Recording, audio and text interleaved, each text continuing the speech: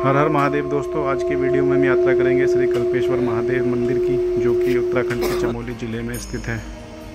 कल्पेश्वर महादेव उत्तराखंड में स्थित पंच केदारों में से पांचवें केदार हैं और पांचों केदारों में यह है एकमात्र केदार हैं जो कि साल भर खुला रहता है।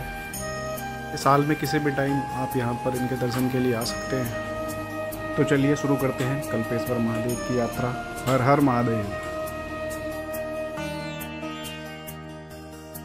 हरिद्वार और ऋषिकेश को पार करते ही हम पहुंचे देवप्रयाग, जहां पर अलकनंदा और भागीरथी का संगम होता है। अलकनंदा और भागीरथी के इस दृश्य ने हमें मंत्रमुग्ध कर दिया। कुछ देर हम इन दोनों नदियों के संगम को देखते रहे और दोनों नदियों को प्रणाम करके हम आगे बढ़े हम अपने कल्पेश्वर महादेव की यात्रा के लिए। श्रीनगर, रुद्रप्रयाग, कर्णप्रयाग और नंदप्रयाग के रास्ते होते हुए हम जोशीमठ की ओर बढ़ रहे थे। जोशीमठ के रास्ते से ही कटती है कल्पेश्वर महादेव की एक रोड। तो अपना एक्सपीरियंस मैं आप लोगों को बताना चाहूँगा कि अगर आप अपने व्हीकल से यहाँ आना चाहते हैं तो you have to a very heavy driver, क्योंकि रोड यहाँ की बहुत ही ख़राब हालत में है। तो जाते हुए हमारी गाड़ी एक दो जगह बीच में फंसी भी थी, बट यहाँ के लोकल लोग इतने अच्छे होते हैं, उन्होंने हमारी गाड़ी को निकालने में बहुत हेल्प की। जैसे ही रोड कटी वहाँ पर हमें उर्गम गांव के, जहाँ पर कल्पेश्वर महादेव स्थित हैं, एक नेगी जी हैं, वहाँ हमें मिले। उन्होंने ही हमारा मार्गदर्शन किया उर्गम गांव के लिए। यो में आप देख रहे हैं सामने नेगी जी हमें रास्ता बता रहे हैं। रास्ता ठीक है, आप चल सकते हैं, क्योंकि हमारी हिम्मत उतनी खास नहीं थी इस रास्ते पर गाड़ी चलाने की। इस यात्रा में हुआ हमारे साथ ये पहला चमत्कार था, और दूसरा अभी आगे वीडियो में हम आपको दिखाएंगे क्या हुआ था। बीच बीच में नेगी जी के साथ हमने एक दो शॉर्टकट भी ट्राई किए, क्योंकि गाड़ी 4 लोगों को बिठाकर चल नहीं पा रही थी, इसलिए हम शॉर्टकट से बीच बीच में ऊपर निकल जा रहे थे। और नेगी जी ने यहाँ पर हमारी अच्छी खासी ट्रैक करवा दी, जो लगभग 1-1.5 किलोमीटर का रास्ता हमारा 400-500 मीटर की ट्रैकिंग से ही इन्होंने कवर करवा दिया।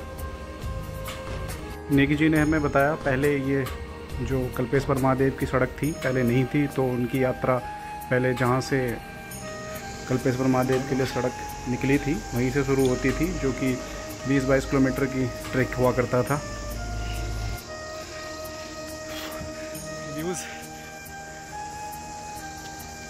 अब हम ठीक ठाक सड़क पर आ चुके थे और हम कल्पेश्वर महादेव की तरफ आगे बढ़ रहे थे। सड़क पर चलते हुए बीच बीच में आपको बहुत ही छोटे छोटे झरने भी मिलेंगे साफ पानी के। इस झरने को पार करते ही सामने दिखाई पड़ता है उर्गम गांव। इसी गांव से थोड़ी दूरी पर है श्री कल्पेश्वर महादेव जी का मंदिर, और जिस घाटी में यह मंदिर है उस घाटी को कल्प घाटी या फिर उर्गम घाटी के नाम से जाना जाता है। और जैसा आप देख रहे हैं व्यू, तो यहाँ के बहुत ही सुंदर हैं, बहुत ही मनमोहक हैं, आई प्लेजिंग। रास्ते में हमारे जो नेगी जी हमें मिले थे, जो हमें यहाँ तक लाए, उनका अपना लॉज भी है, तो उन्हीं के लॉज में आज हमारा स्टे है। उनके लॉज का नाम है पथिक होम स्टे। ये हमारा लॉज जहाँ पे हमने स्टे किया रात में। तो शाम का दृश्य तो यहाँ का और भी मनमोहक है। और नेगी जी ने बताया कि पास में छोटे केदार भी हैं, तो मैं छोटे केदार जी के दर्शन करने चला गया। ये हैं उर्गम गांव के छोटे केदार। इसके बाद फिर हम जल्दी से अपना तैयार होकर चले गए श्री कल्पेश्वर महादेव के दर्शन के लिए। गांव से कोई 400 या 500 मीटर की दूरी पर श्री कल्पेश्वर महादेव का मंदिर है। कल्पेश्वर महादेव के साइड में बहती है कल्प गंगा, जिसके ऊपर ये लोहे का पुल बना हुआ है, जिसको पार करके हम कल्पेश्वर महादेव के दर्शन करने के लिए जा रहे हैं। पौराणिक कथाओं के अनुसार कल्पेश्वर महादेव मंदिर का निर्माण पांडवों ने कराया था। यहाँ पर भगवान शिव के जटाओं की पूजा होती है, और ऐसा भी माना जाता है कि महर्षि दुर्वासा ने इसी स्थान पर कल्प वृक्ष के नीचे बैठकर बहुत लंबे समय तक तपस्या की थी। तब से इस स्थान को कल्पेश्वर नाम से जाना जाता है।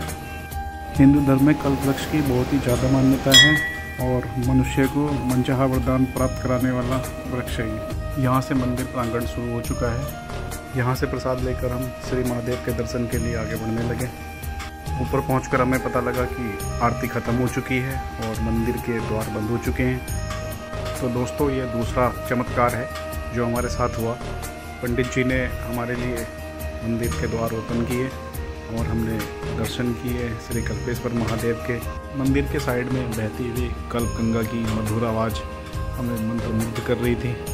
मंदिर के शांति भरे माहौल में हमने कुछ देर भगवान शिव का ध्यान भी किया। यहाँ आकर मन और आत्मा को एक अलग ही शांति मिली, जिसको मैं लफ्ज़ों में बयान नहीं कर सकता। ये फील करने वाली चीज़ है। लाइफ में एक बार तो आप यहाँ आना कंसिडर कर सकते हैं। शहर की चकाचौंध भरी ज़िंदगी से दूर शांति की तलाश में आप यहाँ आ सकते हैं। अब दर्शन के बाद हमारा टाइम हो चला था वापस अपने स्टे पर जाने का। वापस गांव में आने के बाद हमें पता चला कि आज गांव में रामायण का आयोजन भी है, तो अपना रात का खाना खाकर हम उसको देखने के लिए चलेंगे। तो भाई यहाँ पहाड़वासियों ने पूरा दिल ही जीत लिया था हमारा।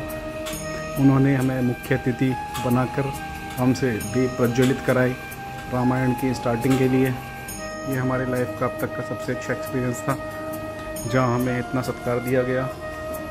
हमारे गले में रिबन और फूल मालाओं से सत्कार करने के बाद हमें सुंदरकांड भेंट किया। यहाँ काफ़ी देर तक बैठकर हमने रामायण का आनंद लिया।